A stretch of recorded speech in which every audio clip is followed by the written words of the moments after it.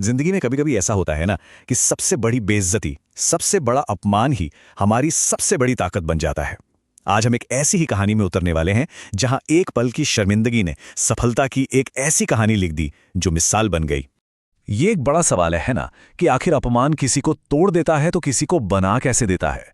वो कौन सी एक चीज होती है, वो कौन सी चिंगारी होती है जो बेइज्जती की आग को मोटिवेशन के ईंधन में बदल देती है। चलिए इसी सवाल का जवाब ढूंढते हैं इस कहानी के जरिए। तो कहानी की शुरुआत होती है एक बहुत ही गर्म दिन से। चिलचिलाती धूप है और एक छोटा सा लड़का है जिसके कंधों पर ना सिर्फ पानी की बोतलों का थैला है बल्कि अपने पूरे परिवार का बोझ भी है।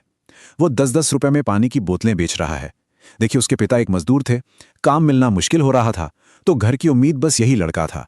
लेकिन दिन बहुत मुश्किल था।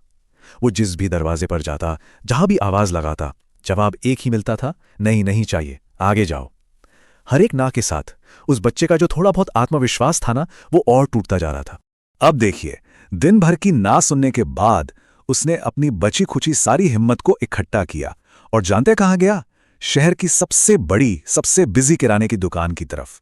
उसे क्या मालूम था कि यही वो जगह है, यही वो पल है जो उसकी जिंदगी को हमेशा हमेशा के लिए बदलने वाला था।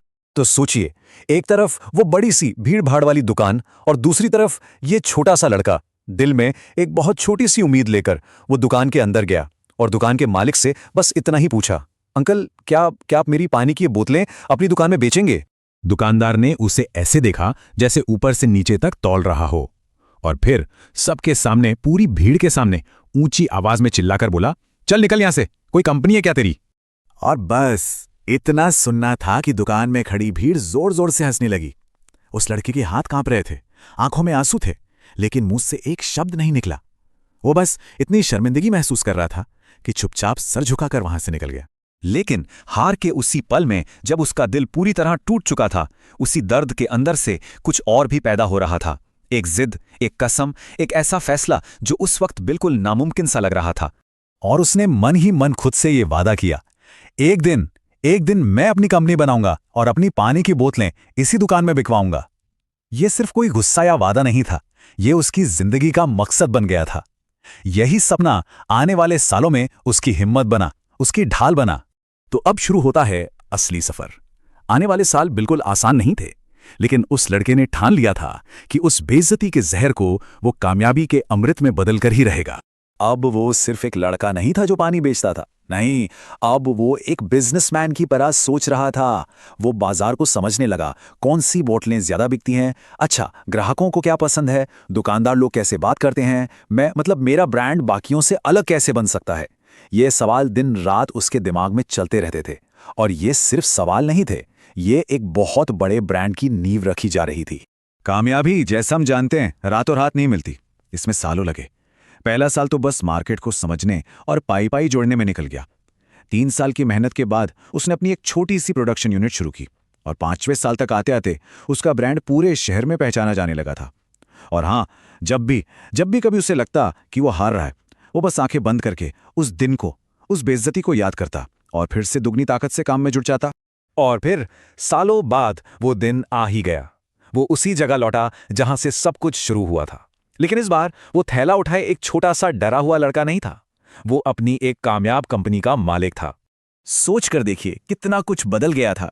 तब एक लड़का था जो भरी धूप में पैदल चल रहा था, और अब एक कामयाब आदमी था जो अपनी कंपनी की कार से उस दुकान पर पहुंचा था। तब वो कुछ बोतलें रखने की भीख मांग रहा था, आज वो एक पॉपुलर ब्रांड सप्लाई करने का ऑफर लेकर आया था। और किस्मत का खेल देखिए, दुकानदार ने उसे नहीं पहचाना। वो उस चेहरे को भूल चुका था जिसकी उसने सालों पहले बेइज्जती की थी, लेकिन वो उसके ब्रांड को फौरन पहचान गया, वो ब्रांड जो उसी बेइज्जती की वजह से पैदा हुआ था।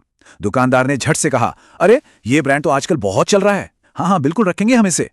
वो चाहता तो उस दुकानदार को सब कुछ याद दिला सकता था, उसे नीचा दिखा सकता था, लेकिन उसने ऐसा कुछ नहीं किया। न गुस्सा दिखाया, न बदला लिया। उसने बस बहुत शांति से कहा, शुक्रिया। उसकी जीत असल में यही थी, खामोश लेकिन बहुत गहरी। यही तो होती है असली जीत, जब किसी की कामयाबी खुद इतना शोर मचाती है कि उसे अपनी जुबान से एक शब्द भी कहने की जरूरत नहीं पड़ती। तो ये कहानी एक सवाल छोड़ जाती है, वो पल जब जिंदगी हमें तोड़ने की कोशिश करती है, जब हमें बेइज्जती महसूस होती है, हम उन पलों का क्या करते हैं? क्या हम टूट जाते हैं या उन टुकड़ों से कुछ ऐसा बनाते हैं जो दुनिया देखती रह जाए? फैसला हमारा होता है।